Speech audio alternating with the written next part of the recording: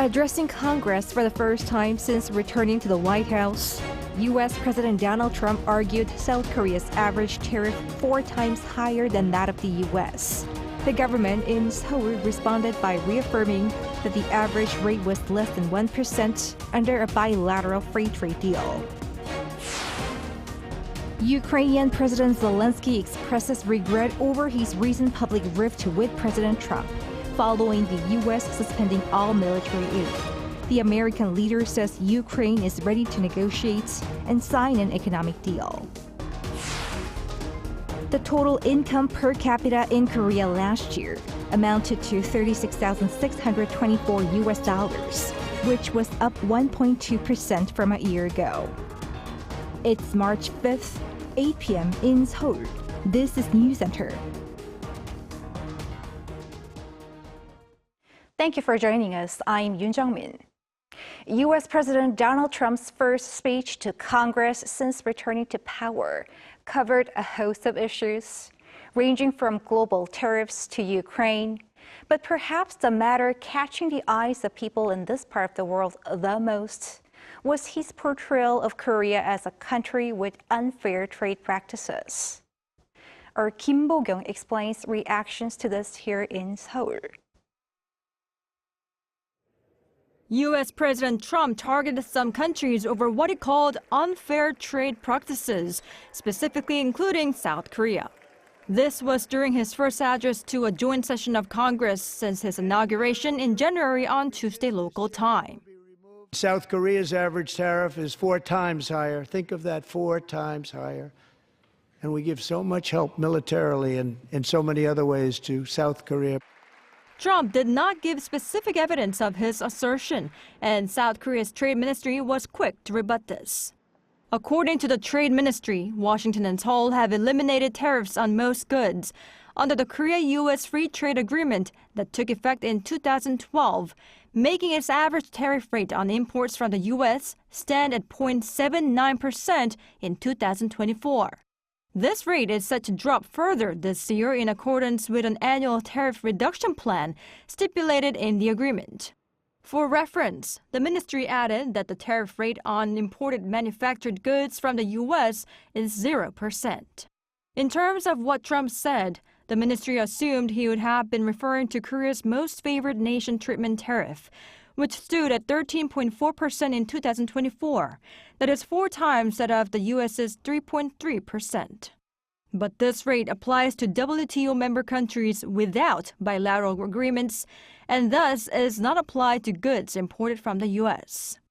Amid such a potential tug-of-war on tariff schemes, Trump said he aims to resurrect America's shipbuilding industry, planning to offer special tax incentives to bring the industry back to the U.S., while also putting pressure on South Korea to participate in a natural gas pipeline project in Alaska.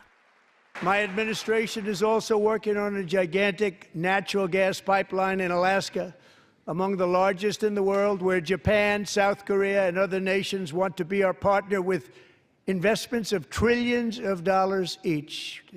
One expert says, however, that taking part in such projects would not be able to fully prevent Trump's reciprocal tariff scheme, and neither would the FTA be able to do it.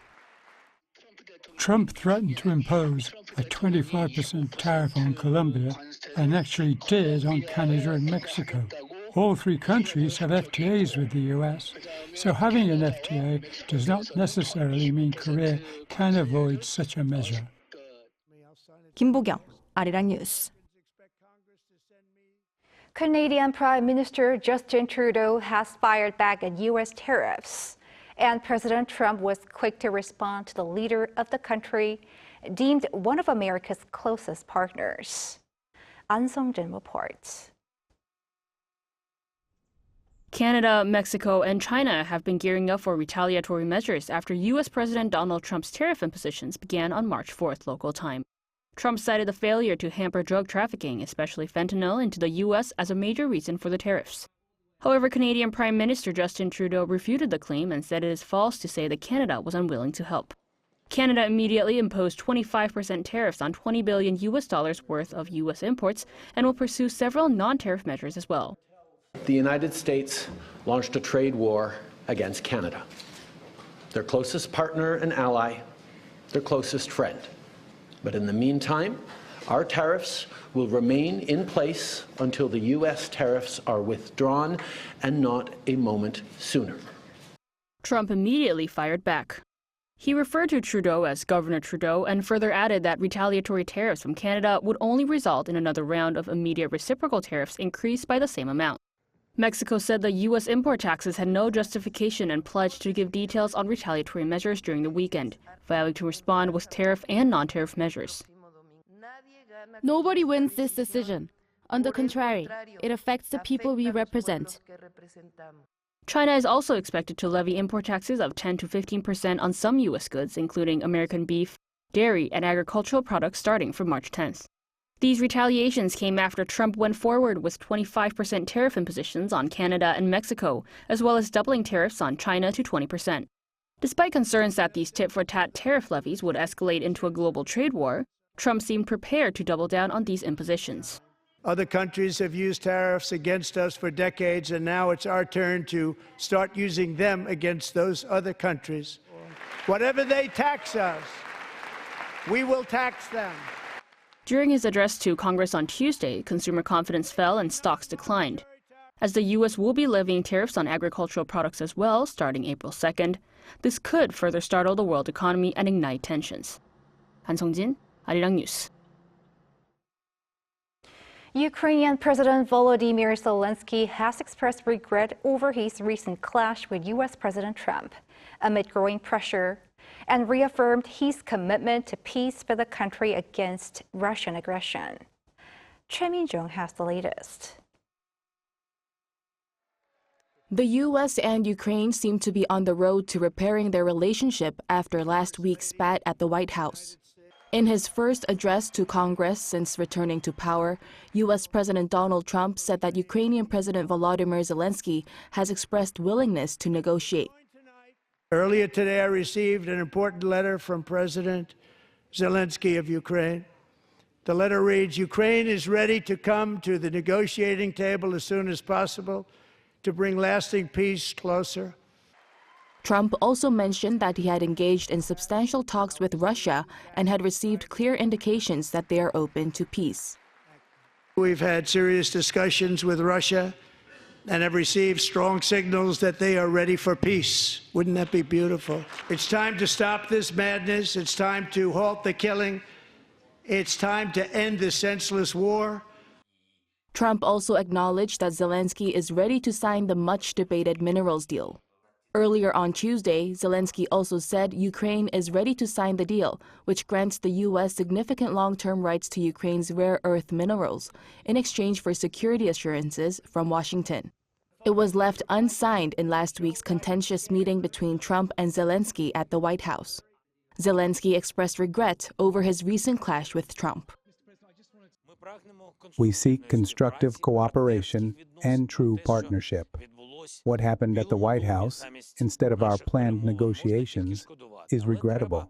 But we must find the strength to move forward, respect one another, as we have always respected America, Europe, and all our partners, and work together to bring peace closer. The Ukrainian leader said that maintaining a normal partnership relationship with the U.S. is crucial to ending the war, adding that no one wants an endless war. Zelenskyy also took to X on Tuesday, saying that he and his team are ready to work under Trump's strong leadership for lasting peace. The remarks from Zelenskyy came hours after President Trump had ordered all military aid to Ukraine to be cut off. Choi Min-jung, Arirang News.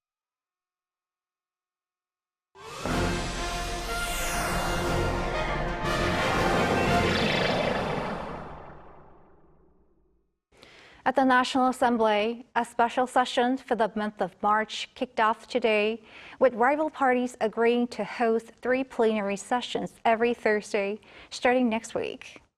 Heated debate is expected over pension reform, this year's supplementary budget, and a bill to bolster the chip industry.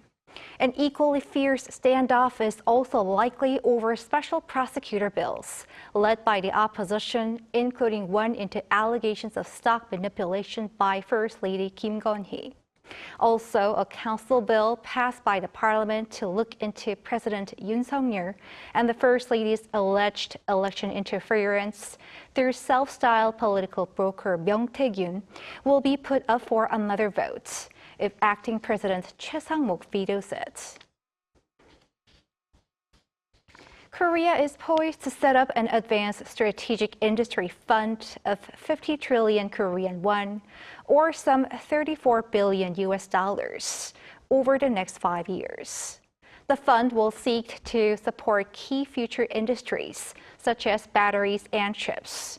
Intentions to this end were shared during a related meeting earlier on Wednesday, presided over by acting President Choi Sang-mok, who also underscored the importance of securing a head start amid a rapidly changing environment with proactive and bold industrial investments. The aforementioned fund is expected to reach some $68 billion with the support of commercial banks. The South Korean government has announced plans to create new visa systems to attract overseas talent and boost industrial competitiveness. The 30th Foreign Policy Committee meeting, chaired by acting President Choi on Wednesday, introduced the top-tier visa set to be launched within this month. This visa is designed for professionals set to work in advanced tech companies in Korea. It guarantees an F2 visa, a resident visa that allows employment and leads to permanent residency after 3 years, with benefits extended to their family members. The new Youth Dream in Korea visa offers young people opportunities for cultural experiences, internships, and work in fields such as agriculture and manufacturing. The country witnessed a modest rise in income growth last year amid a weaker Korean currency against the greenback. Our Moon Hae-ryun covers this latest finding and its regional implications. South Korea's gross national income per capita edged up by just over 1% last year due to the Korean won's depreciation against the US dollar. Preliminary data from the Bank of Korea on Wednesday shows that it grew by 5.7% in the local currency, but when converted into US dollars, $36,624 reflects a much lower growth rate of 1.2%. South Korea's GNI per capita first surpassed the $30,000 mark back in 2014 and continued steady growth before dropping in 2022 due to the weakening of the won against the greenback. The Bank of Korea stated that it is estimated to have surpassed that of Japan and Taiwan once again. According to Taiwan's statistics agency, Taiwan's GNI per capita stood at $35,188 last year. As for Japan, our calculations based on official data and exchange rates suggest that it was slightly above $34,500. Like the year before that, South Korea's GNI per capita is believed to be higher than that of both Japan and Taiwan. Comparing GNI per capita among countries with populations above 50 million people, the BOK noted that only 5 had higher figures than South Korea. The central bank cautioned that exchange rate fluctuations could affect previous forecasts. The IMF projected last year that South Korea's GNI per capita would surpass $41,000 in 2027. But given recent exchange rate volatility, this estimate requires further observation. Meanwhile, the country's gross domestic product, which doesn't include overseas earnings, increased by 2% year-on-year. This is the same as the preliminary estimate given in January, but some revisions to sector-specific growth figures were made. Exports, government spending and imports were revised upwards, while construction investment and facility investment figures were cut. Moon Hae-ryun, Arirang News. Elsewhere, China is aiming for an economic growth target of some 5% this year, which is similar to last year's, despite the broader ripple effects of a trade war with the U.S. Choi Soo-hyung has the details. The Chinese government has set its economic growth target for this year at around 5% for the third consecutive year. On Wednesday, at the opening of the National People's Congress in Beijing, Chinese Premier Li Qiang said that China needs to focus on job stability, risk prevention, and improving people's livelihoods. He also announced that the Consumer Price Index increase rate for this year is around 2%, the lowest in 20 years since 2004. Premier Li added that the goal is to improve the balance between supply and demand and keep overall prices within a reasonable range. Experts say that China is focusing on boosting domestic demand due to increasing uncertainty in global markets. In a planned economy, the government always says they will try hard to make it happen, rather than just expecting it. This means it will work hard to achieve that 5% growth target. It also means China will actively boost domestic demand. China has also increased its fiscal deficit ratio to 4% of GDP this year and raised its research and development budget by 10% compared to last year. Experts said this means that Beijing will expand government spending widely in response to Trump's tariff policies. Beijing is focusing on boosting domestic demand and increasing government spending. With the possibility of higher U.S. tariff on Chinese goods, China is taking aggressive measures, such as raising its fiscal deficit to 4% of GDP. China's defense budget will also rise to 7.2% this year. China has increased its defense budget for 4 years in a row, with a growth rate above 7%, even as economic growth has slowed, meaning military pressure on Taiwan is expected to rise. At the meeting, it was mentioned that there would be active participation in multilateral organizations such as APEC and the G20 to strengthen trade cooperation, as well as continued efforts to promote a free trade area among South Korea, China, and Japan. Arirang, News.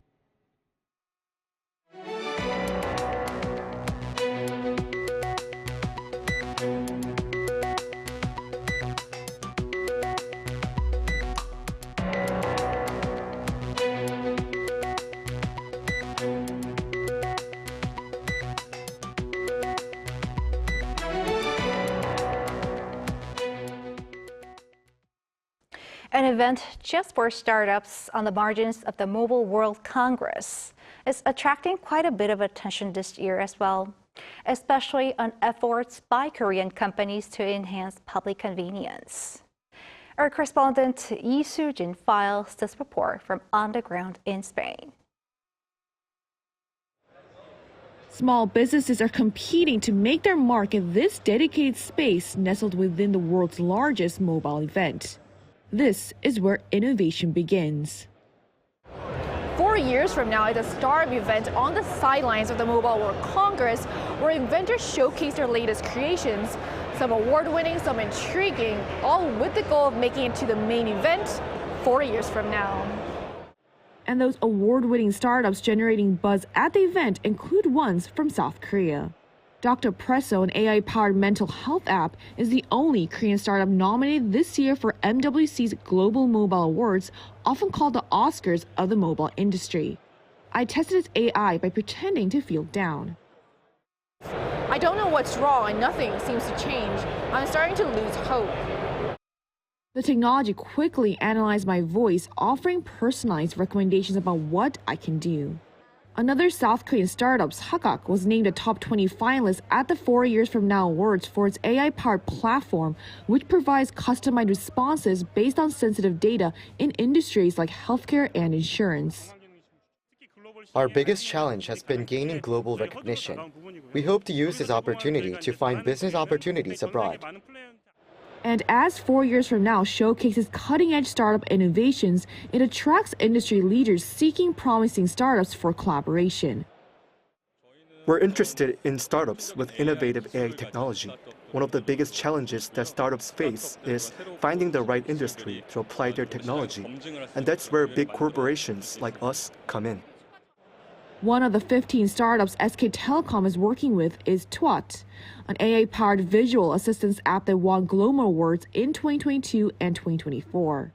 The app gives real-time voice descriptions for visually impaired users when they take a photo of their surroundings or objects. A person's hand is visible on the monitor holding a cell phone, and English is written on the screen. Another startup, Hudson AI, uses AI to provide dubbing that captures nuances like tone and emotion. The company, like the other startups, is also optimistic about the new opportunities and connections that 4 years from now will bring as they take their first steps toward the global market. Isujin, Arirang News, Barcelona. On the entertainment front, a virtual idol group is gaining a fan base thanks to advances in technology. Our Park Go-nun met up with the group and explores what's behind it all.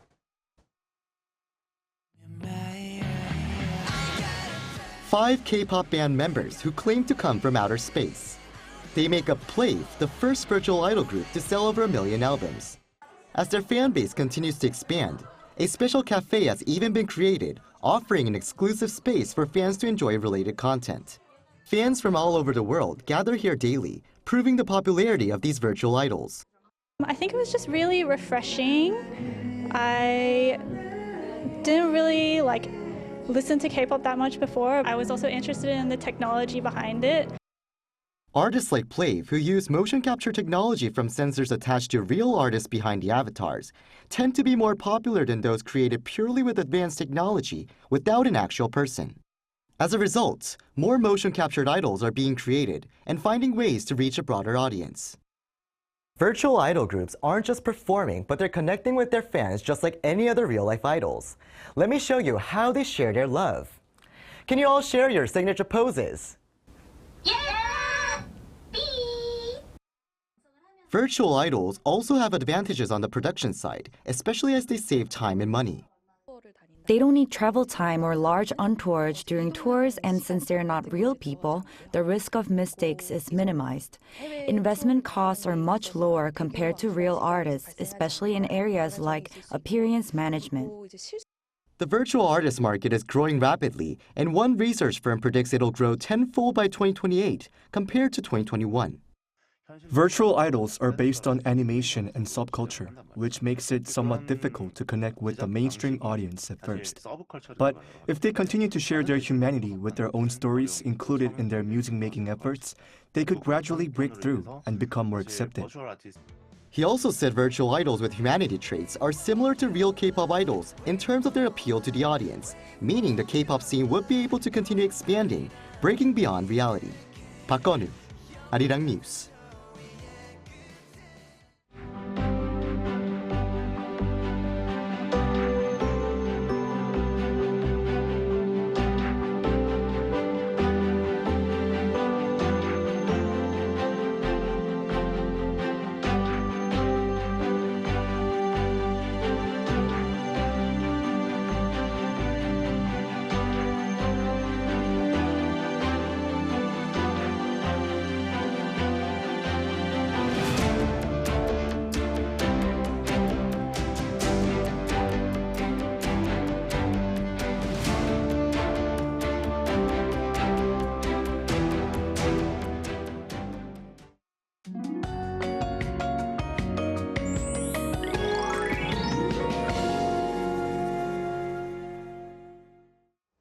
Today is the start of the traditional calendar's third season of spring Gyeongchip. Even though the morning was cold, the temperature in Seoul rose to 9 degrees Celsius during the day. Tomorrow it will rise to 10 degrees, returning to typical early spring conditions nationwide. In the meantime, all of the heavy snow warnings are lifted in the eastern parts of Gangwon-do province. However, the east coast of Gangwon-do province, Jeollado provinces, and western parts of Gyeongsangnam-do province will have rain or snow until tonight. The expected snowfall is about 1 to 5 centimeters. Tomorrow morning, Busan will start off at 2 degrees, Chuncheon at -4 degrees. Daily highs will move up to around 9 to 10 degrees across the country. The snow will continue until dawn tomorrow on Jeju Island, and it will get warmer next week. That's all for Korea. Here are the weather conditions around the world.